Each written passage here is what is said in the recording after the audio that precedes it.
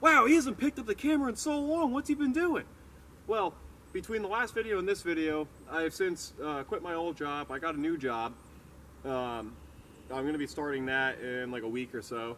I also made up this upper crossmember piece contraption for my upper control arm. Mounted the panhard bar, and now I'm working on making lower link mounts. So in this video, you will be seeing a compilation of what I've been doing up to this point, because I have probably like a week or two worth of footage. I don't remember what I filmed, so I'm going to look back and I'm going to see what I filmed, but I'm sure it's just a bunch of compiled up garbage.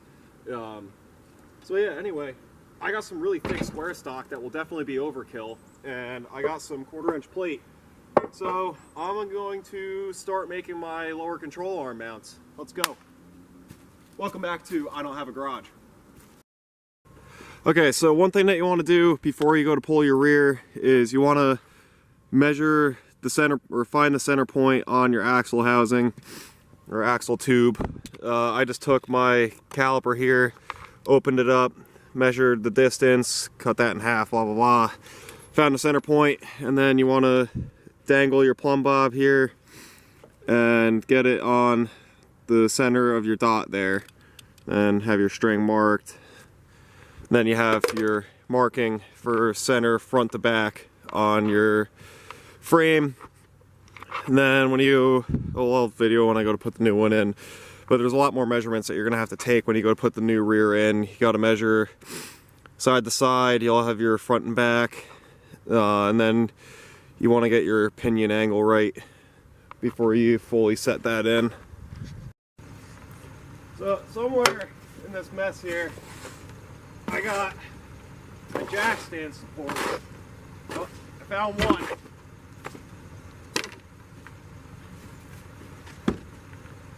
There we go. Right. Oh, there they are. Yeah, that's what I'm looking for. This way, if it gets warm, my jack stands don't sink into the snow. Or not the snow, the ground. Just gotta get these out. By jack stand supports mean 2x6s. Alright, so now I got the rear jacked up. I measured in 3 different points to make sure that it was level. I measured here, here, and all the way in the back. Those are 3 different flat spots. It's level in all 3 spots, so I know that when I go to set everything up with the new rear, that everything will be level. Then if it sits weird or something, I know where I can look and know that it's not the frame. Because that was one of the issues that I had with the twin I-beam front suspension. For whatever reason, the passenger front sat like 3/4 of an inch lower. Not sure why. I tried different springs, I tried different I-beams, it just always sat lower. But I got the frame looked at, and the frame is perfectly fine, so I don't know what caused that. But anyway, now I can start removing this rear.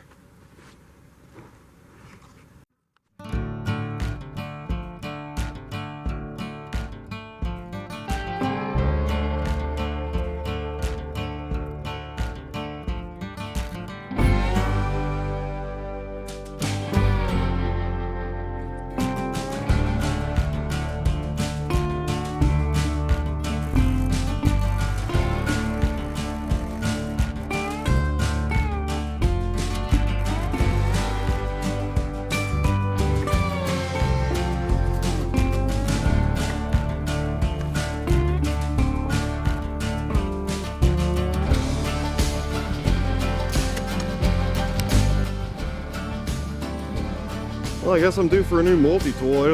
Apparently I lost a screw from mine at some point. That's unfortunate.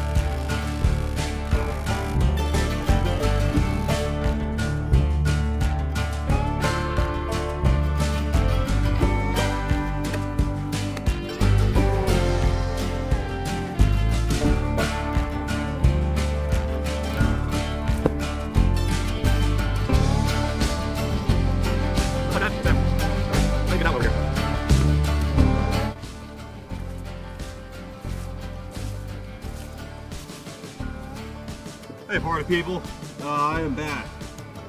I know it's been like a month or so. I've been sick like the last week or so. Feeling better now, thankfully. As you can see, at some point in the past, I got the rear out of the truck. I do have all that footage. My plan was to use the rear out of the car, but that's too wide and I don't want to spend the money to have somebody narrow it. As I mentioned previously, I'm trying to do this on a budget. I did find that the rears out of a 94 to 98 Mustang are the right rears. So I found one on Marketplace. I'm going to be going to get that tomorrow, hopefully, as long as it measures out right. Then I'll have the disc brakes. That one has a posi rear in it. It's a good gear ratio, and it'll be set up for coil springs. So then I would just have to figure out a 4-link and all that for kind of a budget. But right now it's decent weather, so I'm going to try and hook up my fuel pump. I'm going to mount it somewhere here a little bit further up on the frame, and then I'll utilize the filter out of the car. I'll get a new one obviously, but yeah, so got to do rear, fuel pump, exhaust, and then once I'm done patching up the bed, the rot in the bed, then I can put the bed back on, and it should be everything to run, I guess, I think. Alrighty, so that's what I got figured out for the fuel setup there. I just got to hook the pump and the filter together, but that's the spot where I didn't have to drill too many holes, so that's just going to stay like that for temporary unless it works. I have a line on another rear end that may work, so the guy, I actually have to message him back to see if he measured or not. But just gonna keep on chugging away. I guess after I get the fuel pump set up, I gotta go spend money on exhaust pipe. That's good. As you can see, we got some snow since the last time I talked to you guys. I have a rear end, I have an 05 Mustang GT now as well. So I suppose I gotta dig all this out, order some parts, and then build a bracket or brackets or something. I don't know. I gotta build something. There's my rear end. It's covered in ice because I washed my truck earlier and it is like 15 degrees out, I think. Today we're gonna play a little game.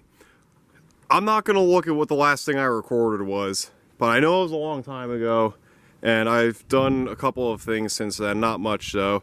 First thing being, I cleaned up the wiring mess. Second thing being, I put the cold air intake in. I got at least the front section of my lights working. And I just wrapped up making this whole cross member piece for the 3rd link, or upper control arm, I guess it's technically called. So now I just got to figure out something to mount my lower links, or lower control arms, and also my coilovers. First thing though, is I'm going to get this cross member piece back in. I had to take out a factory cross member to be able to get up inside of my frame and weld. These are the other pieces for that. I gotta get the rest of the rivets out and paint that.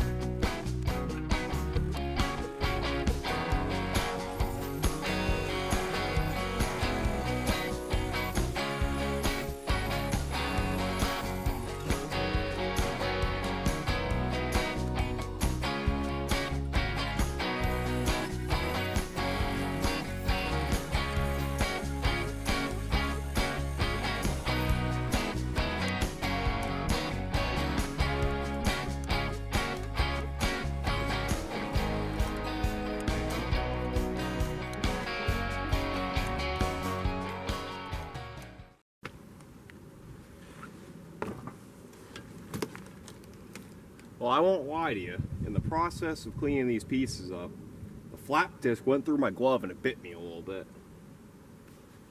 Looks like it only went through like the first layer or two of skin. It's not bleeding, so that's good. But now I just gotta wait for these pieces to dry. And it's like 30 degrees out, 32, 30, I don't know, it's in the 30s. So that'll probably take a little while. That'll give me time to clean up and let these pieces dry out, and then I gotta acquire hardware. That's a tomorrow job though.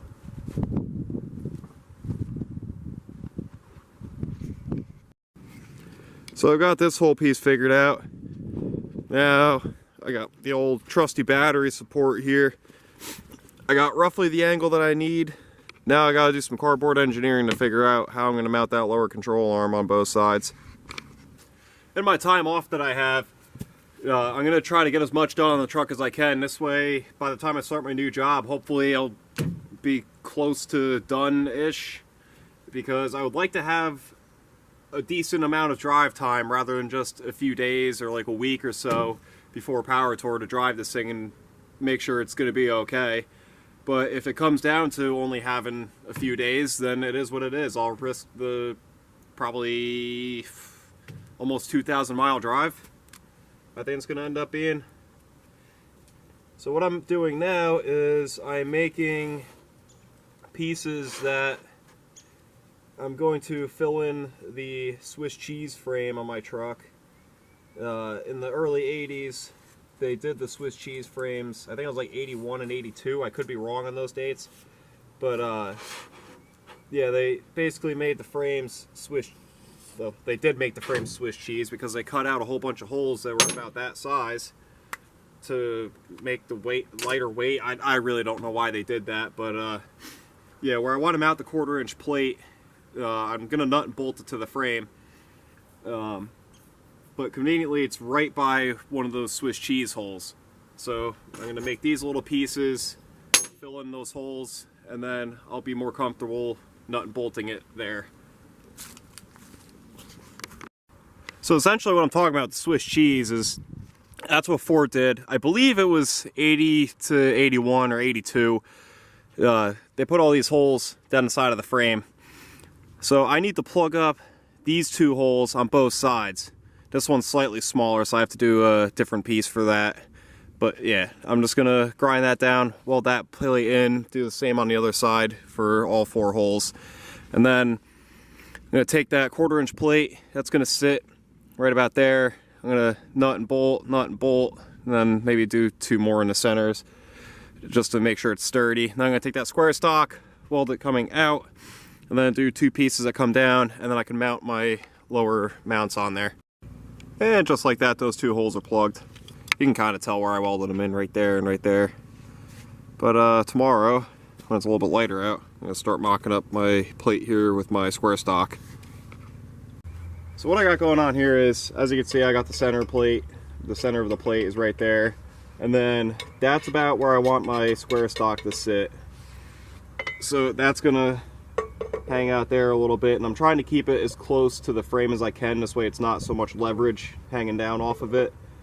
But I am going to build a little piece that's gonna hug the C channel and then come down, and I'll be able to mount my lower link to it. I just want to actually, that might be pretty close to center. I gotta look. I want this to also be centered with this line here. This way everything's nice and square and happy. Then I'm gonna do a bunch of nuts and bolts to hold that to the frame.